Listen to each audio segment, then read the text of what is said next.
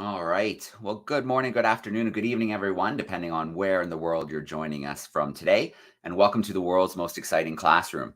My name is Joe Grabowski, and I'll be your host for today. I say this every time we get started. It is an absolutely jam-packed hour that we have in store for you today. There's so much to catch up on, so much new footage, so much has happened since the Oosterschelde has sailed from Fernando de Noronha and is making its way towards Salvador on the coast of Brazil. If you are tuning in live via YouTube, use that chat sidebar and say hello. I see someone already saying hello from the Netherlands. Let's find out where everybody's joining us from today. Also, this chat sidebar is the perfect place to send in your questions that you have. For anybody joining us today, we'll have an uplink from the ship.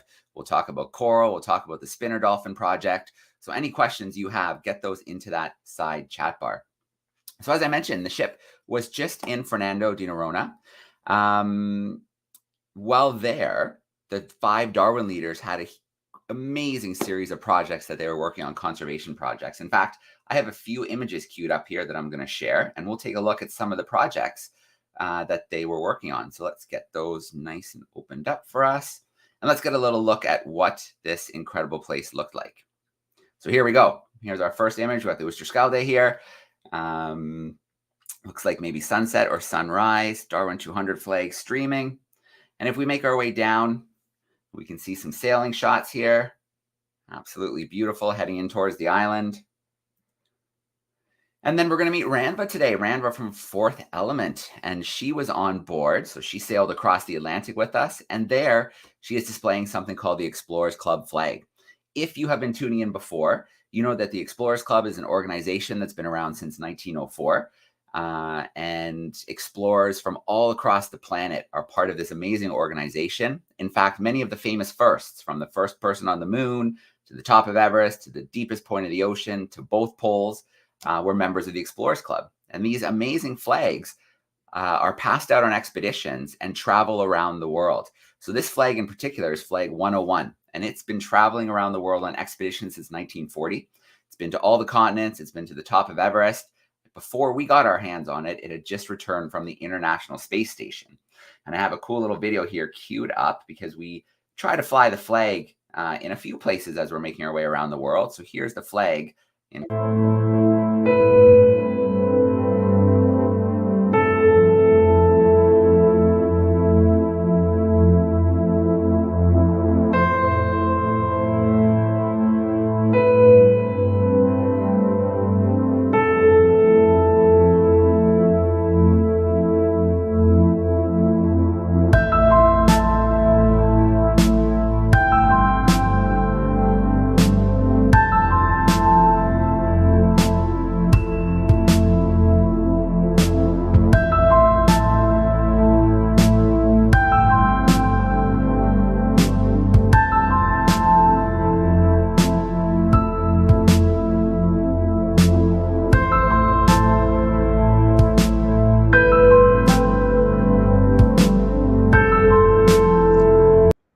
Let's bring those photos back up. As I mentioned, we had an amazing series of projects: nurse and lemon shark conservation, octopus conservation, coral reef conservation, the impact of invasive species on seabirds and turtles, as well as spinner dolphin conservation. So as we move through a few more of these images, you can see some of the divers there in the water.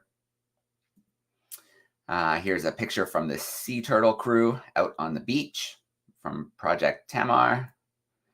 There's a cool little, looks like a little ghost crab maybe on the beach there. There's one of our seabirds that looks like a tropic bird. Very cool. And then, of course, there was some outreach in the schools, which is always really important to inspire that next generation of scientists, explorers, and conservationists. And there's some more kids there. And then we'll wrap up just with a couple more pictures here. So here we are on the ship, on the Oosterschelde. And there we go. It did come that we did have to leave the island. And there we go, making our way along the coast towards Salvador. And lucky for us, we happen to have some people on board the ship right now. So you've met Tom and Rodri, who are on board doing camera work. And so they're taking a little break now. And we're lucky to have Josh and Nico joining us. So let me bring them in live. Hey, Josh. Hey, Nico. How are you? Hello. How are you? All good here. Good, good. It's great to have you with us. Why don't each of you take a minute and just introduce yourselves? So I'm Josh. I'm one of the DARWIN200 camera operators. I come from Bristol in the south of the UK, and I've joined all of the ports so far in Tenerife, Cape Verde, and Fernando de Noronha. But this is my first time sailing on the ship, so it's really interesting, exciting experience. Hello, everyone. My name is Nicolas. I am the other camera operator from DARWIN200.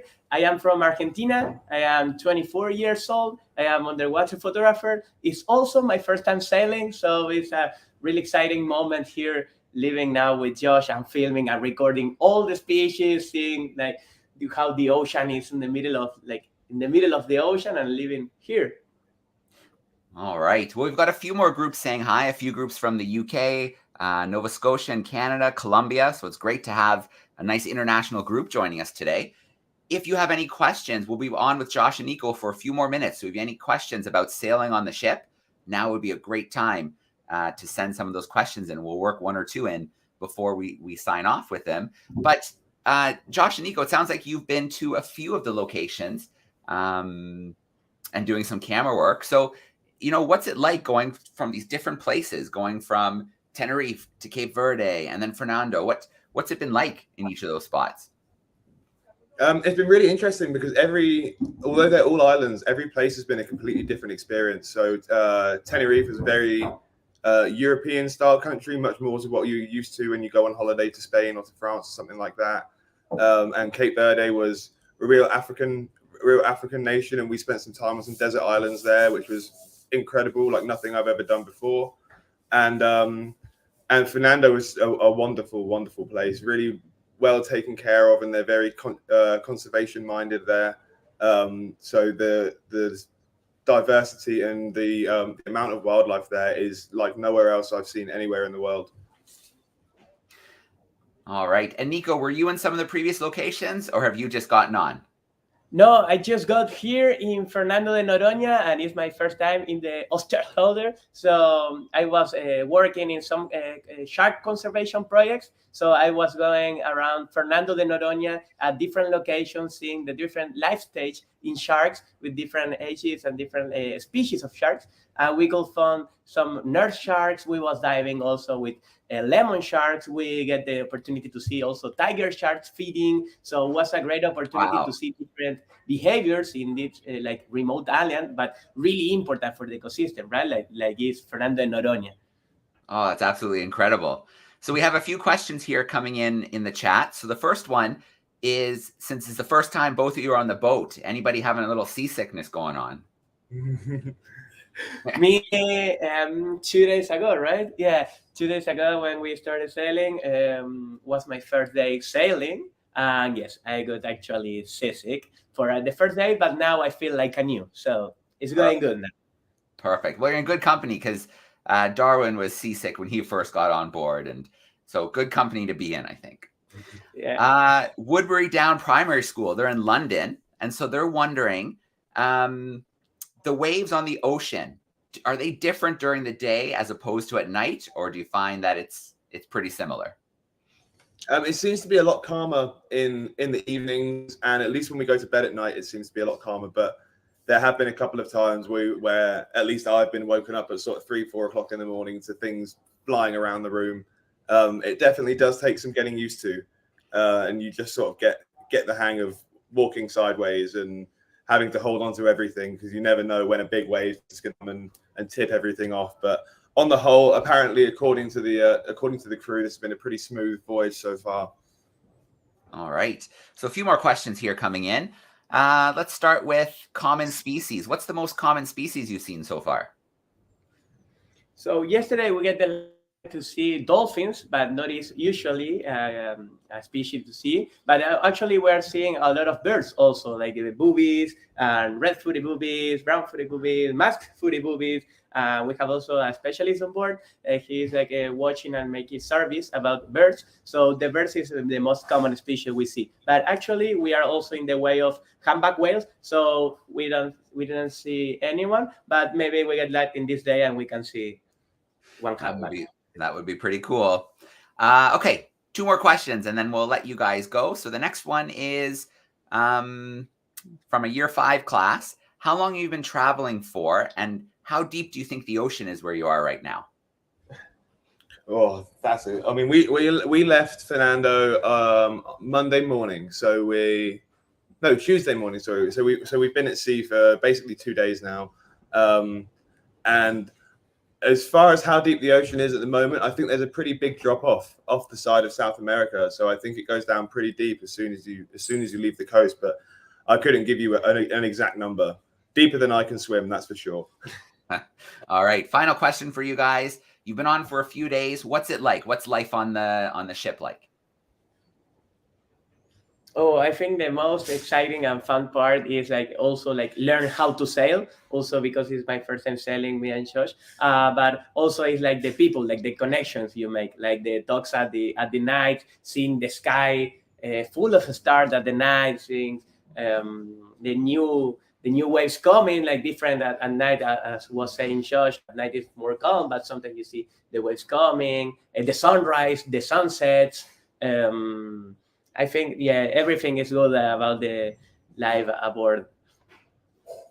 All right. Awesome. Well, Josh and Nico, we look forward to catching up to you a little bit later as the Oosterschelde continues to sail along the coast towards Salvador. But thank you so much for joining us live from the ship today. Thank you for having us. Thank you. Thanks, guys. Good luck out there. Bye-bye. All right, so we did mention that there's the Darwin 200 leaders, 5 leaders joining us, and we're lucky to have Tom joining us from Austria today. And Tom got to work on the spinner Dolphin project. So let me bring Tom in live with us right now. Here we go. Hey, Tom, how are you? Hi, everyone. Doing well back in Austria. Yeah, well, Tom, let's start off. Tell us a little bit about yourself. I'm 23 years old. I'm from Austria, but half English, so that made the whole communication on the island a bit easier because most people were English speaking.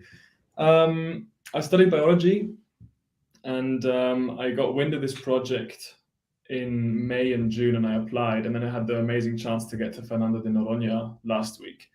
And the week really was incredible. Like, I saw things I've never seen before, and it was just a huge and amazingly beautiful island. And we got the chance to work with the Spinner Dolphin project, and that was just incredible also. And we're working on the films right now. All right. Well, I'm going to play your first film in just a moment, but let's set the stage. Tell us a little bit about those Spinner Dolphins. Okay, so by setting the stage, I'll talk about the island a bit. It's such a special place because basically, if you think the Atlantic is about 4 kilometers deep, and then you have this one peak rising up in front of Brazil, and that's Fernando de Noronha, like that's the island. So there's like really deep water around it, and then these spinner dolphins are coming to the island to rest during the day. So that's basically why they're there, and it's one of the best places in the world to see them. Any day around the island, you'll see about like 300 to 400. And we had days where we went down to the bays. There's a bay called Dolphin Bay on the north coast, and we saw about 500 spinner dolphins there. And it's in the national park, so it's really protected. And it's not only the dolphins that you're seeing. Like we saw humpback whales, which was amazing also. And it's just so cool to see that you have areas on the island that are so thoroughly protected where nobody's allowed to get in if it's not for research. All right. Oh, it sounds absolutely amazing. 500 dolphins in one go. That's pretty special. A nice super pod. Okay, well, let's jump into it. Let's take a look at this video. And then as you're watching the video classrooms, use that chat sidebar and send us in some questions about spinner dolphins. And you can ask, Tom a few questions about his experiences and the spinner dolphins. So here we go.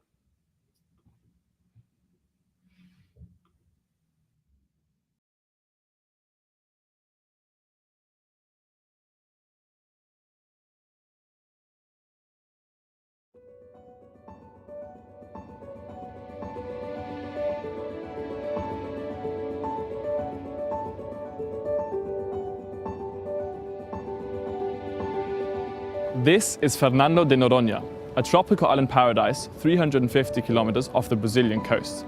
Thanks to its unique location and habitats, this is a massive hotspot for biodiversity.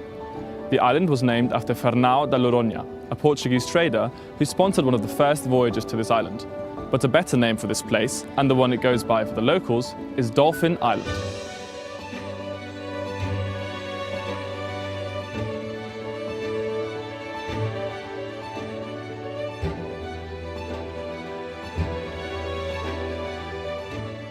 My name is Tom Schidlbauer. I'm a 23-year-old biology student from Austria. I've always been fascinated by wildlife of all kinds and have always had a strong connection with nature. This week, I've come to Fernando de Noronha to learn more about the complex lives of spinner dolphins. We'll be working closely with a local NGO to learn more about these fascinating creatures.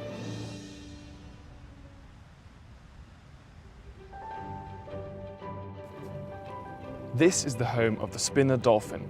With numbers in the thousands, the waters around Fernando de Noronha have the highest concentration of the species in the world. Throughout the year, there will be between 300 to 400 dolphins around the island every day. These animals are especially famous for one thing. At high speeds, these dolphins can launch themselves out of the water and spin up to 7 times. They can jump up to 3 meters high and create huge splashes when landing on the surface. These spins may have several functions. The most likely ones are communication and acoustic signaling. The majority of the time, it's the strongest adult males that do most of the spinning. Spinning behavior occurs frequently when close to tourist boats, but contrary to the belief of many tourists, it is not one of entertainment or interest in humans. Eles estão se mostrando para a gente, mas não é exatamente isso, né? Faz parte da comunicação deles. E muitas vezes é um grupo que está ali mais parado, está quietinho, e quando aproxima um barco, alguns começam a saltar, né? Até uma forma deles, né, comunicarem entre eles, avisar que tem um barco chegando, ou também pode ser o grupo de guarda, né, justamente tirando a atenção ali do restante do grupo, né? O grupo de guarda, ele tem essa função de tanto acompanhar a embarcação como para distrair, né, do que pode ser uma possível ameaça, um barco, às vezes eles fazem isso com uma baleia. The dolphins come here to the island seeking shelter, spending their days socializing, having sex, playing and nursing their young in the protected bays along the north shore of the island. At night, the spinners go hunting together in the deeper waters around the island. Fernando de Noronha rises 4,000 meters from the sea floor as a single peak, the result of millions of years of volcanic activity, and is one of only 4 oceanic islands belonging to Brazil. Since these are the only shallower waters in what is otherwise vast open ocean, marine biodiversity concentrates here. The north and south coast are very different. In 1988, the Marine National Park around the island was created by the Brazilian Ministry of Environment. It covers 70% of the shoreline and extends all along the southern coast. Here, wind, waves and swell by the South Atlantic Ocean current hit the shoreline all year round. The North Shore, in comparison, is a lot more calm. The North Coast is also where human activity is at its strongest. In 2015, the island's popularity blew up on social media, and since then, more tourists than ever before have come from all over the world to spend their holiday here. Many are on Dolphin Island to witness the spinner dolphins up close and experience the pristine nature in Fernando de Noronha's National Park. Ao longo dos últimos 34 anos que eu estou morando em Fernando de Noronha e desenvolvendo o trabalho de pesquisa e conservação, a gente observou um crescimento desordenado, não só da população local, mas também da estrutura oferecida aos turistas, em função da grande demanda que aconteceu em Noronha, no Brasil e no mundo, por um turismo marinho, por um turismo de praia.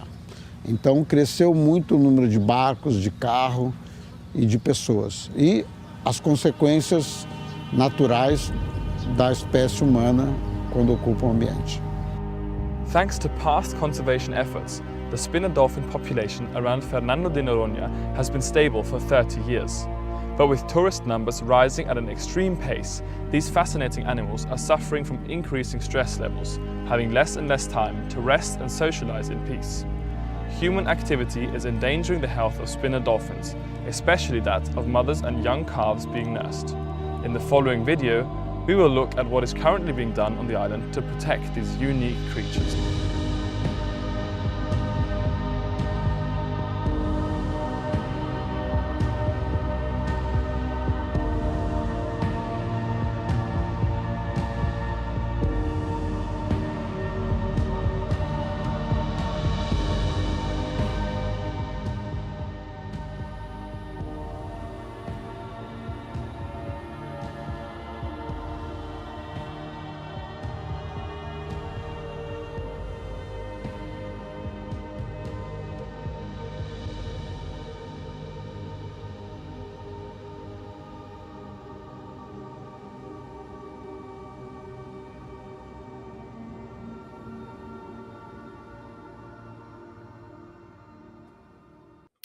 All right, let's get Tom back in here. Tom, it looks like you had an amazing time. And classrooms, as Tom's videos are completed, they'll be uploaded to the Darwin200 YouTube page. So if you visit Darwin200 on YouTube, you can see other videos, the series of 3 videos from past Darwin leaders, and then Tom's videos will be uploaded there as they're completed as well. So Tom, we've got some questions coming in here in the chat. And the first one is, what did you find most exciting about the spinner dolphins? Well, I'm going to have to say the spinning. It's really crazy seeing them launch themselves out of the water.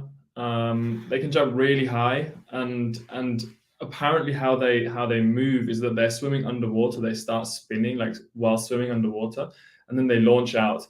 And we found the most interesting thing was the discussion of people where people were saying, oh, okay, they're doing this for fun, and then also like what the actual meaning was. And we've kind of figured out, or at least they've figured out in the 30 years of research that they're doing, that oftentimes it can be like to move the pod around. So if there's tourist boats, then the bigger, stronger dolphins will swim up and they'll launch themselves out of the water. They'll be jumping. And then the whole pod might turn around. So it's this really intricate form of communication that they've been like developing for thousands of years. All right. So our next question carries on with that spinning. This year 4 class joining us would like to know, how high did you see them jumping? Well, they can jump about 3 meters high, which is pretty massive because they get to about, I think, 2 meters long. So they really like it, and it's really far too. It could be like 5-6 meters, I think. It's really incredible. So they're so athletic, right? So yeah, I mean, it's just an incredible spectacle to see. We didn't get very close, to be honest, because obviously they're protected, right? And then when we found out we couldn't actually film them underwater, for us as a film crew, that was a bit surprising because we thought, oh, we're making a documentary like in order to help with conservation. Yeah. But it's really to deter people from following them and from collecting material. So it's a really, really good rule in place, and some things are quite strict on the island, which in the end we were really happy about. Yeah, absolutely. So, this kind of touches a little bit on what you just said. This class is wondering, did the dolphins appear friendly or interested when you were out in the boat? I've got to be honest, we never actually got to be that close in the boat. But dolphins are highly intelligent, so they are interested, but they come there to rest. So they're not there really to interact with humans a lot, but they are. I mean, if you happen to be in the boat and the dolphins come up, you're supposed to just like stay calm and turn the motor off, or just let them swim by. And then they're very much aware that you're there. They know exactly what's going on. Yeah. Awesome. Well, Tom, it sounds like you had an amazing experience. We're looking forward to the next 2 videos as they come out. So the next one dealing a little bit more on current conservation. Yeah, absolutely. And then, you were there as well to kind of see the work and kind of think about, things that could be done in the future as well. So, from what you saw, were there any thoughts you had at how it sounds like they're doing an amazing job already, but did you have any thoughts on, other things that they could work into their programs? Oh, definitely. So the situation on the island is such that you have these 2 coasts on the north shore, where the dolphins rest during the day. That's where the biggest groups are. And one of them is Dolphin Bay, the one that I was talking about before, where you'll find hundreds of dolphins and nobody's allowed to enter. It's really protected. And the other one's the harbor. And it's in the middle of the harbor where there's huge amounts of human activity. There's fishing boats going in and out. There's like freighters, there's tourists, and there's people snorkeling, and it's all this activity. And that's where the other, hundreds of dolphins are resting. So we've kind of thought a big part is going to be, because in future there's going to be even more and more tourists on the island. Last year was about 150,000 people went there in a year. So I think in future it's going to be more and more important to inform these people. We thought maybe like an instructional video on how to behave around wildlife on the airplane or a flyer. I think the strongest thing we could do is put an area in the harbor where, so the dolphins are mostly in one area, right? So the best thing we thought would be to put up buoys in the harbor, like floating buoys, to stop people from entering that area. So the dolphins can rest in this like maybe 200 to 200 meters square, and nobody's allowed to enter. I think that would be the strongest thing you could implement. And they're going to need something like that because there's going to be so many people coming to the island in the next few years that they're going to need a strong set of rules. And that's kind of what our movies are going to be about. All right. It's kind of definitely the challenges, right? The tourism helps Yeah. the local economy, but you have to find that right balance Yeah. so you don't lose what's bringing people to the islands in the first place. Yeah, that's a big point because people are benefiting from the tourists coming to the island. Like the infrastructure is getting better, but people come for the wildlife, so they're gonna have to need to preserve that and figure out a way. All right. Well, Tom, I'm so glad you were able to have this experience and were able to share it with us today. We look forward to the Well, I'm next very grateful. I'm also grateful to our sponsors and to Fourth Element, especially for Rannvá for sponsoring me personally. All right. Excellent. Well, Tom, thank you so much. Enjoy the rest of your day. And Thank hopefully you. we'll catch up to you as the Darwin 200 continues its voyage around the world. Yes. Thank you very much. I'm All happy right. to be involved. Thanks, Tom. Take care. So mentioning Rannvá is perfect because we happen to have Rannvá hanging out backstage with us right now. So Rannvá is with Fourth Element. She is an amazing cave diver. She's a member of the Explorers Club. So let's bring her in live with us right now. Hey, Rannvá, how are you? Yeah, I'm good, Joe. How are you doing? I'm good. I'm good. I was talking to you a little bit this morning, and it sounds like you just had an incredible experience there. Absolutely, it was amazing. So I was lucky enough to both join the journeys. I was sailing from Cape Verde and then to Fernando de Noronha, and then at Fernando de Noronha, I was helping out with some of the Darwin projects, but also we're doing a research project of my own. Yeah, let's get into that research. Well, actually, before the research project, I know you were excited about crossing the Atlantic. So what was that experience like? Wow, it was amazing. I think one of my favorite things, like about crossing the Atlantic, was getting to this weird area around the equator that's called the Intertropical Convergence Zone. So it's literally like a belt around the globe. And here you have the northeastern trade winds and the southeastern trade winds kind of meeting, and in the middle, it's very, very strange weather. There's hardly any wind, but suddenly you'll be standing there in the sunshine, and then poof, it will be raining down on you. And then 5 minutes after, it will be sunshine again. And as you're standing there, and you couldn't have the sails up because there was no wind, and we had no wind for about 3 days, so we were motoring instead. But being there as well, you can see like thunder clouds all over around, and it was like being in a special, different dimension. And one day it was completely still as well, and it was so hot too. And we were allowed to, the captain stopped the ship, and we were allowed to jump in the middle of the Atlantic and go for a swim. Oh, wow. That sounds awesome. What an incredible place to experience. And then even better, because when you arrived at Fernando de Noronha, there was the coral transect and other things to explore. So let's hear about this research project. So we've talked about wanting to do this coral transect project, and you were able to kick it off for us. Yep, that's right. So just a coral transect is this is a project that the DARWIN200 wants to perform in key ports around the world where there is coral. So Fernando de Noronha was the first place that had coral on the voyage. And with the coral transect, what we want to do really is to take a snapshot of the coral that's right there. And these pictures can be used both to compare the coral to in the other ports that we're going to see. These pictures can be used for studying like coral cover, how the coral is behaving, how they're thriving, and it can be used to compare in future at the same place. And actually, I was also fortunate enough to do coral transects that was needed for the local scientists as well. Okay, well, let's take a look. I know you have a few things queued up for us. I know you have a few video clips and a few images. So let's jump right into it. Let's see what it looks like to do a coral transect. Yeah, so if we start with, I can show you the first video here, if that's all right. Could you play that for me, Joe? Absolutely. Here we go. This video here shows me working with the local researcher. Her name is Marina, aptly enough, and I'm the one taking the pictures. So as you can see, we have a line at the bottom of the ocean floor, and that's what we're using to measure. And the square is the transect. So I am desperately trying to stay still and take a picture of what's inside this square. And so we can repeat that process there. If you will play the next video again. here you can see a bit better what it is that we're actually trying to photograph. And as you can see, it's quite challenging to get a good picture taken whilst you have swell and current trying to push you around, but also at the same time making sure that you're getting a precise picture, also of the measurement tape as well. So you can use that for comparing your pictures. Let's see, I can share some pictures here too. Let me see.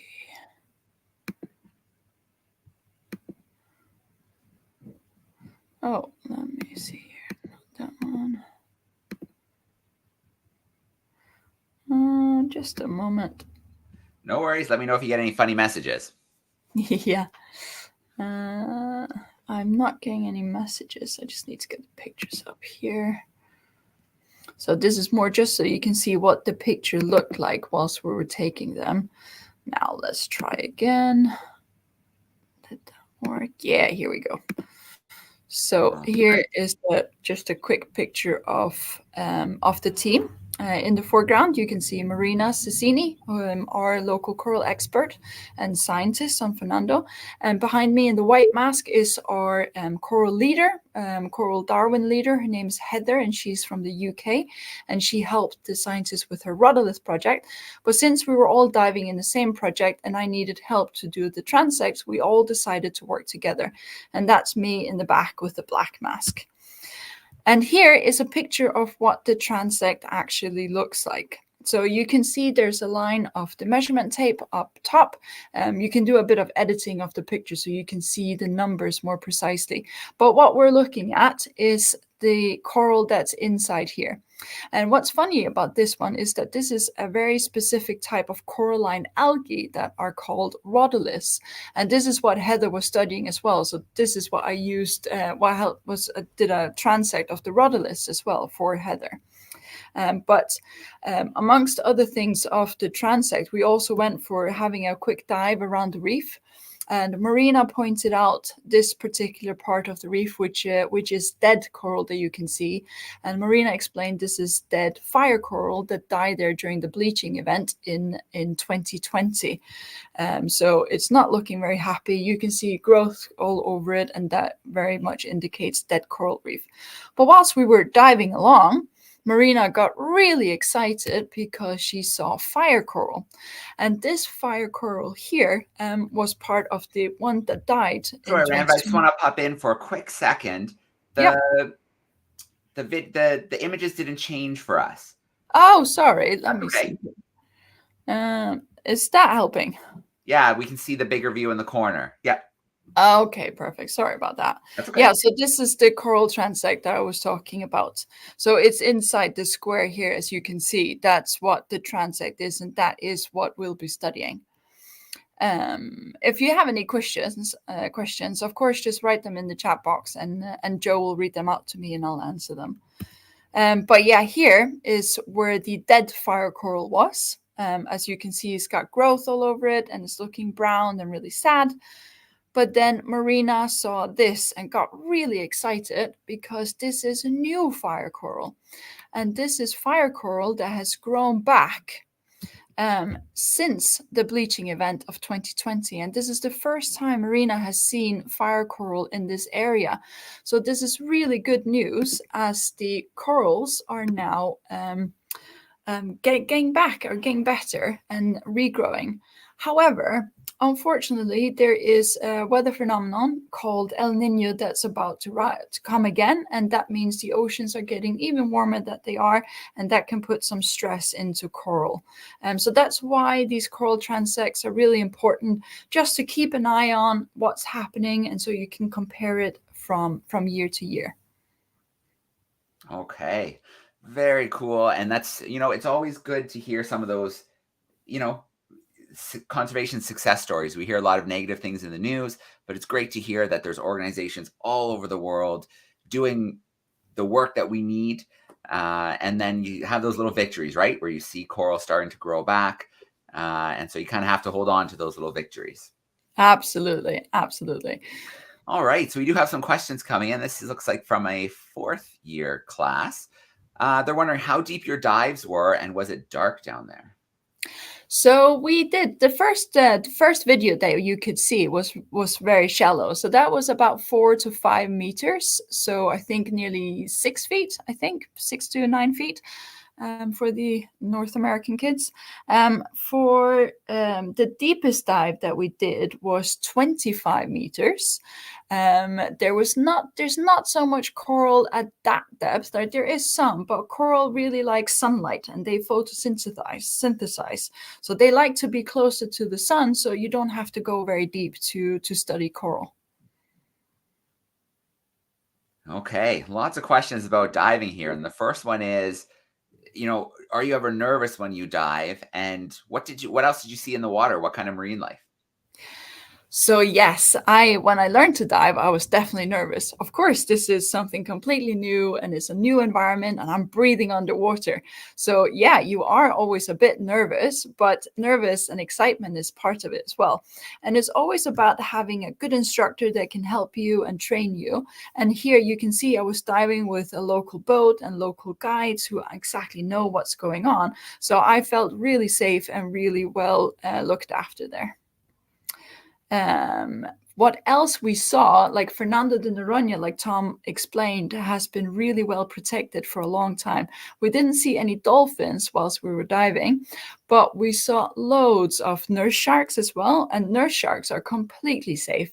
They're just like swimming around, really interested, trying to see what was going on. We saw lots and lots of turtles. I think more turtles than I've ever seen before in my life going diving. We even went for one snorkel, and at one time we saw 8 turtles at once. And there are greenback and hawksbill turtles. And then we saw lots of spiny lobsters as well. I've never seen so many lobsters before. It was super cool. And of course, lots of fish too. Very cool. So that answers part of year 5's question. They were wondering if you saw any sharks. So we definitely you saw the nurse sharks. That's really cool. And then they're wondering about any jellies, any jellyfish. No, I didn't see any jellyfish actually, not this time around. We've seen some smaller ones in the middle of the Atlantic, but not in Fernando. We didn't see any jellies there. All right, we've got one more question here for you about the coral. How do you know a coral is healthy? What are you looking for? How do you know? So you can see on the picture, let's try see if I can bring that back up again. Let me try. I'm sorry, I'm not very good at all this computer stuff. We try here, right here. So do you see that picture? Yeah, in the transect. Yep. Yeah, so this square here, this is a sheet that you can go in and get from an organization that's called coralwatch.org. And here you can actually order a free sheet from them. And you can do this on, like, if you're lucky enough to live somewhere next that's got coral, you can go out and do your own citizen science projects and study the health of corals with this sheet. Or you can take it when you go on your next holiday that's got coral. You can do it snorkeling, and it's really easy. If your parents, or if you want to you could buy a package that can give you all the guidelines of how to do these coral watches. And then you go find a coral, and then you use this sheet, and then you compare the lightest section to the darkest section, and then you upload that to Coral Watch. And there they can estimate the health of the coral, but it also goes into their survey and into their database, and that helps them keep an eye on maybe not the exact same coral, but at least the coral within the area. Okay. Well, Rannvá, it sounds like you had an incredible experience. I'm so glad you were able to kickstart the coral transect for us, and hopefully we can continue in each of the ports we visit where there is coral. And again, we have to say a huge shout out to Fourth Element for sponsoring our Darwin Leader, for donating some equipment. You have no idea how grateful we are for that. Oh, thank you so much. And I'm so grateful that we're able to be part of it as well. And we're so excited to support such an amazing project like the DARWIN200. And we can't wait to see the rest of the films and all the other incredible projects that you're working on. All right, Rannvá, thank you so much. It was great to catch you for a little bit, but we'll let you get back with your day. Thanks for being with us today. No worries. Thank you very much, Joe. Bye, guys. All right. So we are ready for our Kahoot. If you recall, our Kahoot quizzes are true and false and multiple choice questions. It's going to be based on a little bit of coral, a little bit of spinner dolphins, and the winner will get a 50-pound Amazon gift card. So it'll be important that you take down the email address I share with you shortly if you are part of that winning crew. So let me share my screen here and let's get into our Kahoot action. So here we go, loading now. If you go to kahoot.it, you will find PIN number 9706724. Kahoot.it, it'll ask for a PIN number. You want to put in 9706724. If you have one-to-one devices, maybe a Chromebook or tablet at your desk, you can join that way. If not, no big deal. Your teacher could pop this up at the front of the room and you could shout out your answers to him or her. If you're joining from home today, you could scan the QR code with your tablet or phone, and that will bring you into the Kahoot event as well. So let's give a minute to see if a few classrooms will join us, and then we'll get started with our quiz. So true and false, multiple choice. The quicker you put the right answer in, the more points you're going to get. And as we're waiting for a couple students to join us here, let me quickly share the email address. So if you are today's winner, it is ebtsoyp@gmail.com. So if you send me a message, we can make sure that we get you your gift card. So there it is. When we wrap up our Kahoot, we'll take a look at our experiment results from 2 weeks ago. We have a brand new experiment for classrooms to share as well. And then, of course, we cannot wrap up an event without our curiosity of the week. So we really hope that students are taking some time, trying the experiments, sharing some photos with us, and then trying the curiosity of the week. Last week's was a tough one. So we're going to take a look and see what last week's curiosity was after we finish our Kahoot together. Okay, so it looks like things have slowed down. So I think we might be ready to jump into our Kahoot. No, as I say that, we have a few more groups joining us. So let's give it another second here.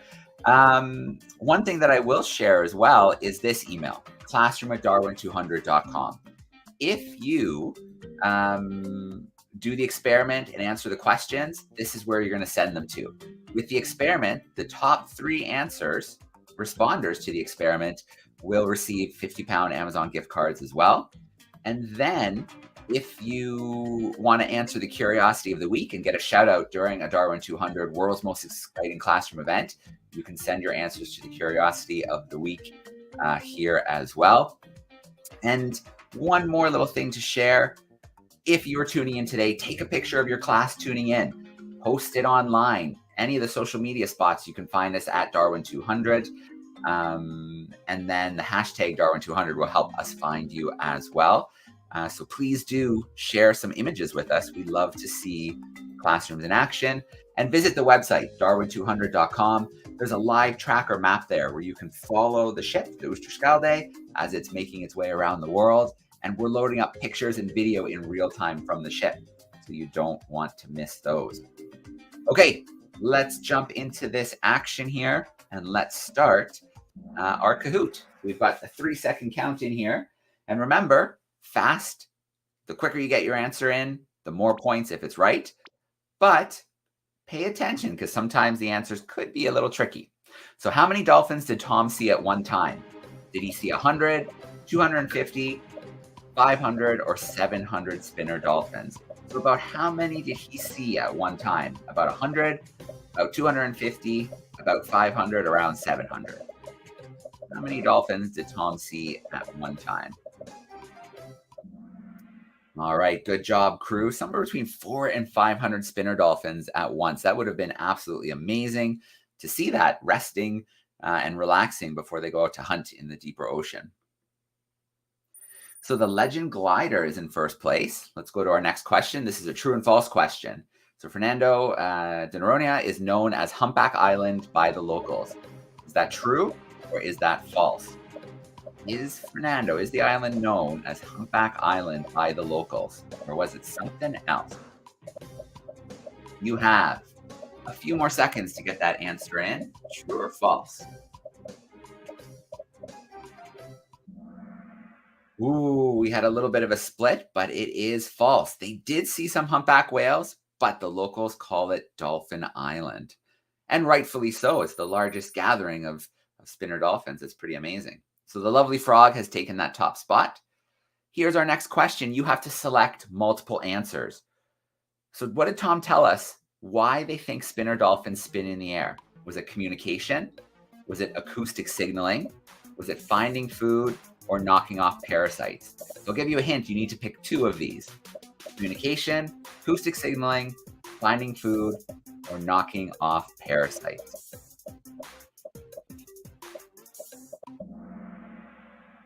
All right, so we did have some who selected both. That's great. Communication was one, and then acoustic signaling. So those may be the right answers. They may not be. That's the great thing about science is we have hypotheses, we think about them, we test, we observe, and then we try to find those answers. So this could change.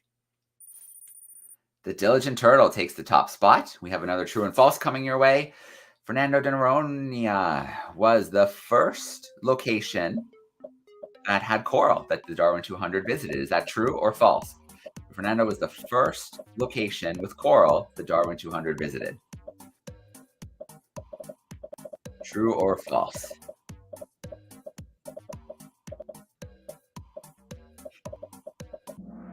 All right, that is true. We were able to get out and do our coral transect, and hopefully we can continue it on from port to port as we make our way around the world. The lovely frog has reclaimed first place. Here's our final question. Read it carefully, listen carefully. Why conduct a coral transect? Is it for the health of the coral, to compare the coral, or to see its coverage? Or is it all of the above? So is it to look at the health of the coral, to compare in the future, to look at how much it covers, or is it all of the above? All right, so a few jumped on health right away, which is absolutely correct. Really, if you clicked any of them, you're right, but all three of them are great reasons why we would do a coral transect. Let's take a look at our podium. In third place, we have the diligent turtle. In second place, we've got the lucky panda. And holding down that top spot, we've got the lovely frog. All right, quite a bit of jumping up and down there, but the lovely frog has that top spot. So if you are in that classroom, let me shut down the Kahoot there. There we go. If you are in that classroom, I'll put the email up one more time. There it is, ebtsoyp@gmail.com. Send your message there, and we will get that gift card sent your way. Okay, let's get into our experiment portion of the event. So 2 weeks ago, we had a studying snails experiment. So Stuart was in the DARWIN200 studio, and he was working with a snail on a glass sheet, a glass window. And your task was to study snails and answer some questions about them. So let's start off by taking a look at the video, and then I will announce the winners. So here we go. Let's take a look at the results video.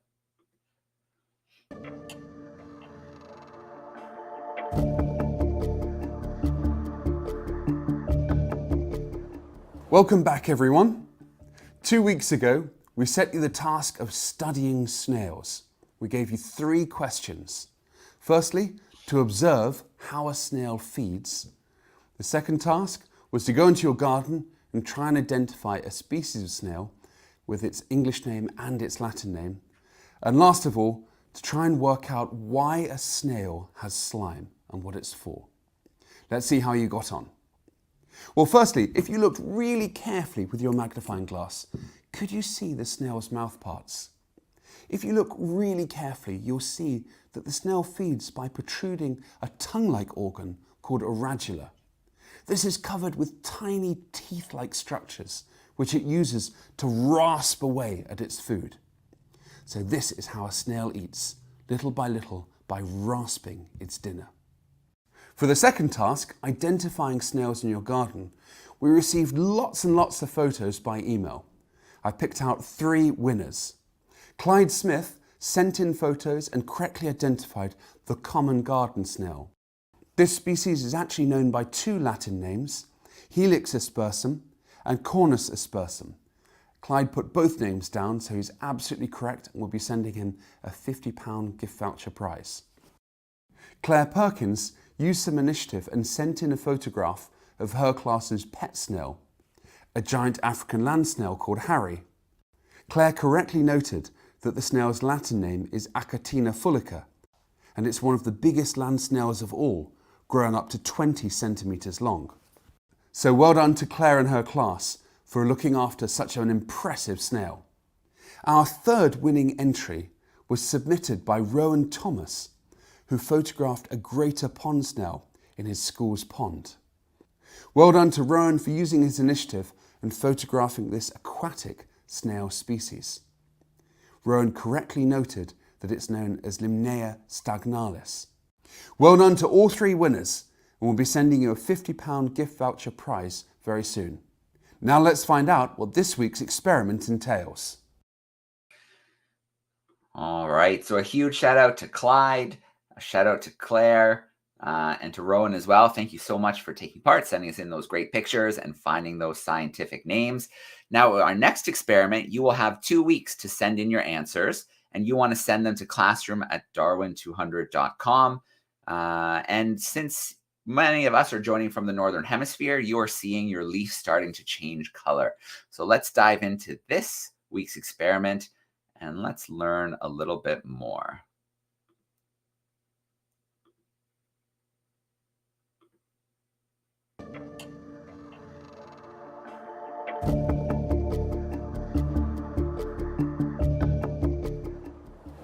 As you may remember from previous episodes of the world's most exciting classroom, Charles Darwin was really interested in botany, or the study of plants. He studied carnivorous plants. Those are plants that catch and kill insects and other animals. He studied certain plants that have the power of movement as they grow, and also the fertilization of orchids and other plant species.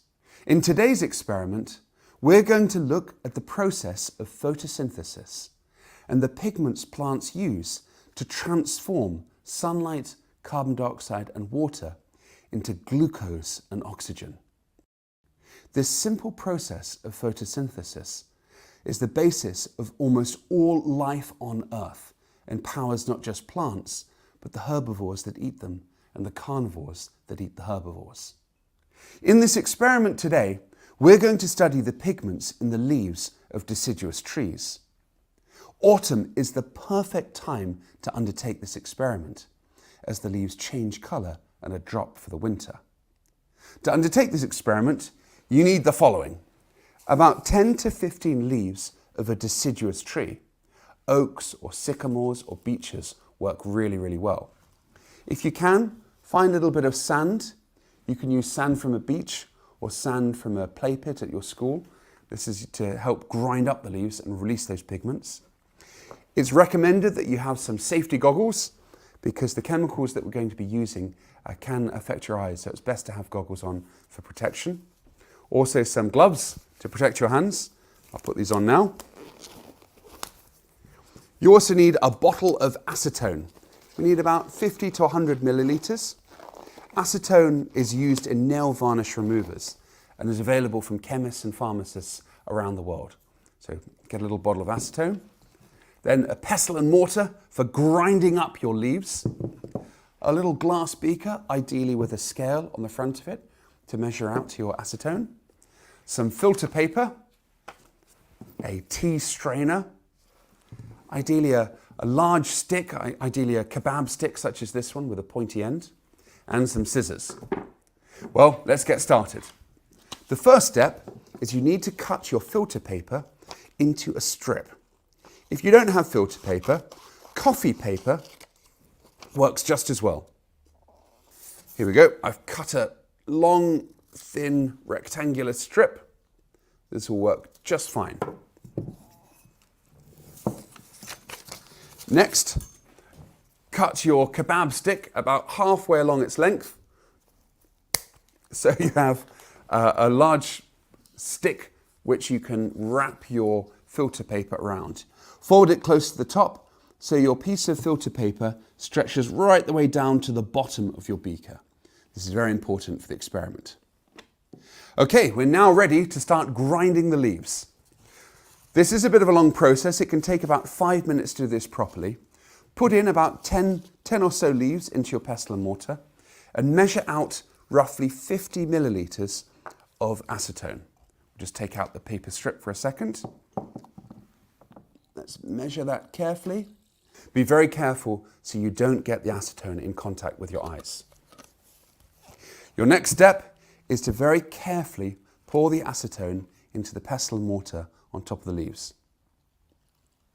Okay, you're now ready to start grinding. So put in a few pinches of sand.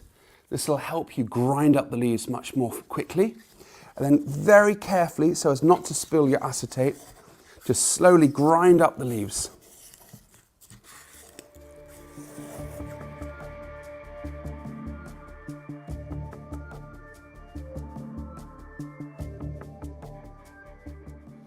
So after about 5 minutes of grinding, the leaves should be reduced down to a smushy kind of paste. And if you look really carefully in between the leaves, there's a dark green liquid. This is exactly what you need for your experiment. I think mine are pretty much as ground down as they're going to get. So it's time to pour it into your beaker. So first put your tea strainer on your beaker. And then very carefully, very carefully, pour out the liquid through the tea strainer into your beaker.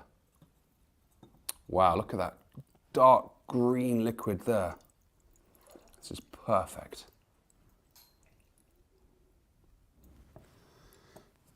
Next,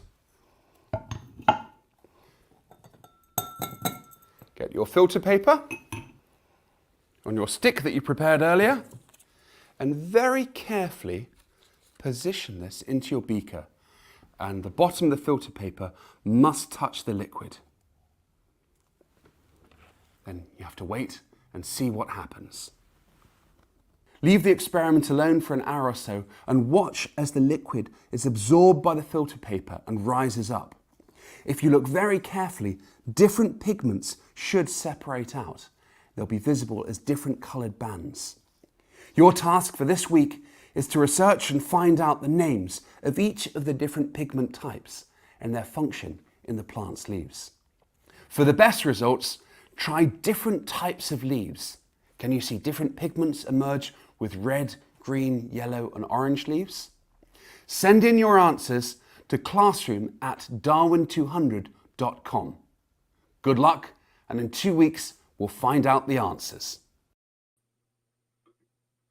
All right, so there we go. A nice fall-themed experiment for the classrooms out there. You have 2 weeks to send in those answers to classroom@darwin200.com. Please do take some pictures while you're doing this experiment and post them online. Tag us on whatever platform that you like to use for your social media. Okay, let's wrap up today with our curiosity of the week. Last week's curiosity was a tricky one. We didn't have any correct answers come in for last week's curiosity. Let's find out what it was. It was a tricky one. Could you work out what last week's curiosity might be? I have to be honest, this is quite a difficult challenge. This is a very unusual object to identify. Firstly, could you decide if it was an animal or a plant? Well, it is actually a plant, believe it or not. This is a seed pod from a very strange group of plants. There's two groups called Oosterschelde and Proboscidea, and they produce these strange seed pods that are called devil's claws. The claws, these big hook-shaped structures at the front, hook onto the fur of animals or the wool of sheep, and they get carried, often for long distances, dispersing the seeds. So although it looks like the claw of an animal, it's actually a plant. Let's find out if anyone guessed correctly. All right, so there we go. It was a plant, it was a seed pod. That was definitely a tricky curiosity of the week. Let's take a look at our new curiosity now. This week's curiosity is this object here. Can you guess what this strange box is? I'll give you a clue. This hole here is quite significant. You put something inside this hole and it stores it. Can you guess what this is? Send in your answers to info@darwin200.com and tune in next week to find out the answer. Good luck. All right, so there we go. A new curiosity of the week. We had a little hint there. The experiment and the curiosities, you can always find them uploaded to our YouTube channel right after the event. You can also find them on the Darwin200 website with a PDF with some instructions for the questions that you need to answer for the experiment. And then, of course, send your answers in to classroom@darwin200.com. Wow, that was a crazy event. The hour just flew by. A huge shout out to Josh and Nico on board the Oosterschelde. A shout out to Tom, who joined and shared his Darwin Leader project with the spinner Dolphins. To Rannvá from Fourth Element, who joined us and shared the work that she did on the coral transect and her crossing of the Atlantic. And then as we're thanking people, we have to do a huge shout out to our sponsors. Without those sponsors, without our partners, we wouldn't be able to do the Darwin200. We wouldn't be able to broadcast the world's most exciting classroom. So let's wrap up today's event and let's share our sponsors.